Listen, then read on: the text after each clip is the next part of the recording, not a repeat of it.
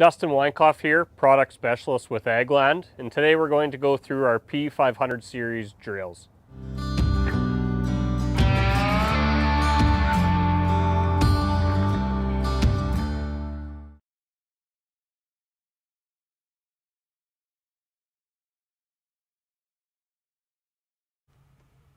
So standing here at the front of our P500 series drill, or what some of you may know as our 1870, looking at our front board here, this is where we are going to set our shank and packer pressure.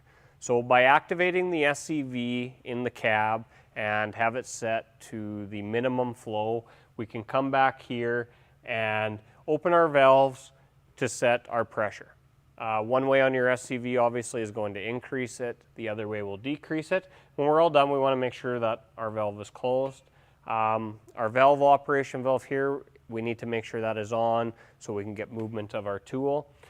And then here, there is a reference chart showing pressure to pounds to the ground. So for instance, 1,300 pounds is about 340 pounds of trip. So trip force, just remember that, just like your old hoe drill.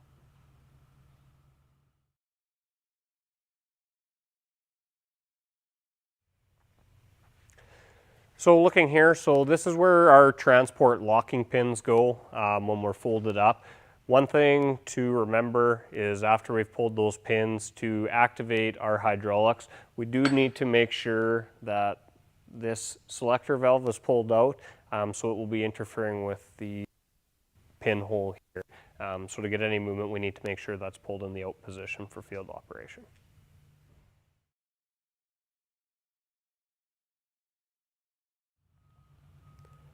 So setting the depth on your drill, very simple and straightforward.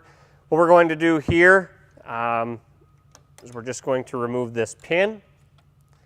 This one, latch our shims, and here we can slide more or less shims in. So everything we do on this side, on the left-hand side, we want to mimic over on the right-hand side. And just as a reference, for the depth of the shim, it will be twice as much in the ground. So more shims in, we'll lift the drill out, less shims, we'll drop your tool in further. One thing to always remember with the P500 series and an 1870 is making sure that we're always phasing our lift cylinders. So to do so, great practice in the morning, have that SCV number 1 set on continuous to phase those cylinders, lifting itself out of the ground while the tractor warms up. And then in the field, it's a great idea to have it set on a 10 or 15 second timer. So when we do D10 forward and the tool goes down, we'll continuously go for 15 seconds.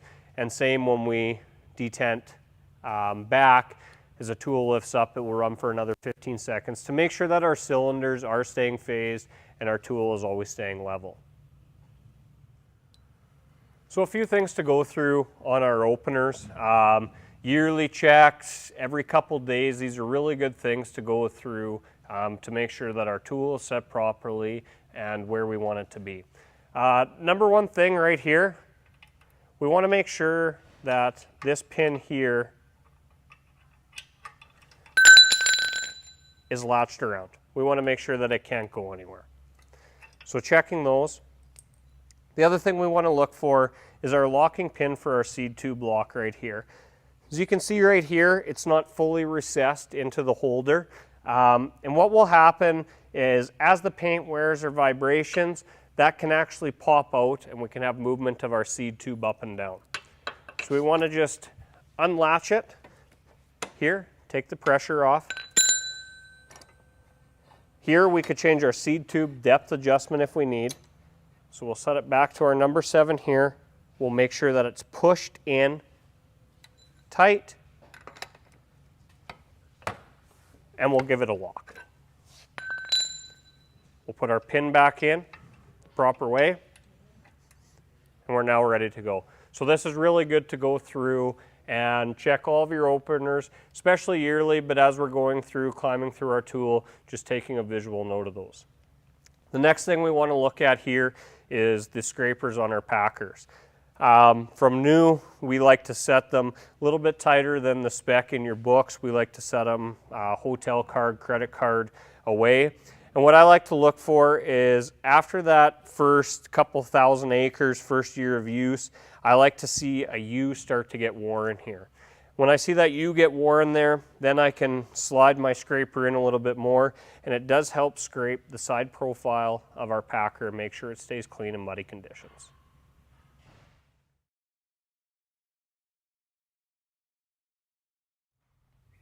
So when we're hooked up here and just going through our tool, we want to make sure that our primary hoses are routed correctly, especially if we've changed our top chute, bottom chute hoses to do peas or beans, like we talked about earlier in our cart videos. So following from the cart, so on the left-hand side, so looking forward here, left-hand side, that is going to be number 1, so T1 and B1.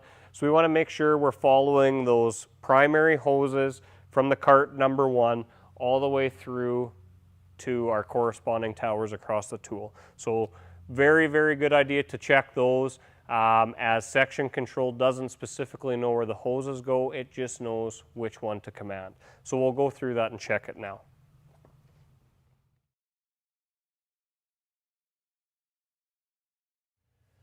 So now just to talk a little bit about leveling our P500 series or 1870.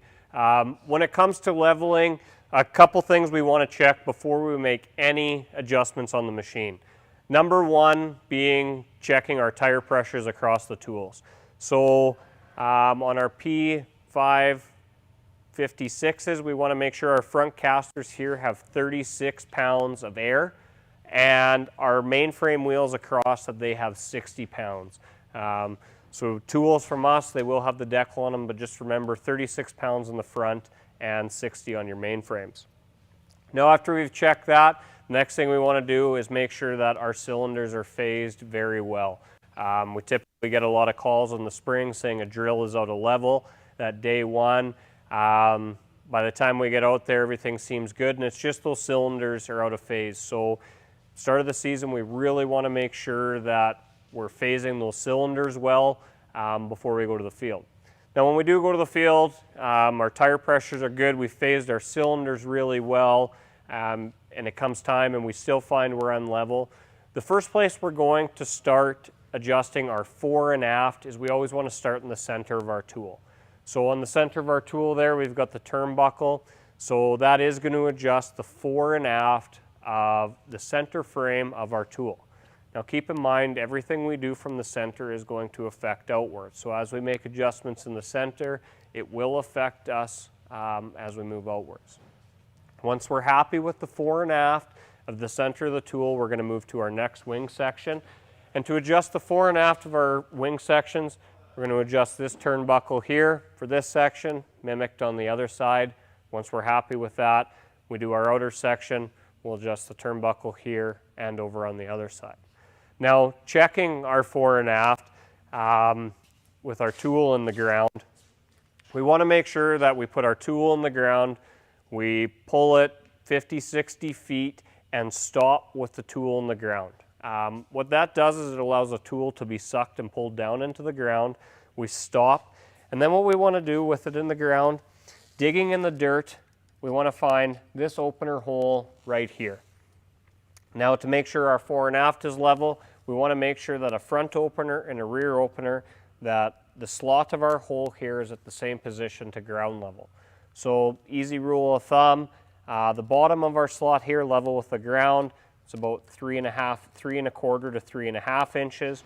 And if the top of our slot here is at ground level, it's about 3.5 to 4 inches. So check a front and a rear, and that's how we'll determine our fore-aft level.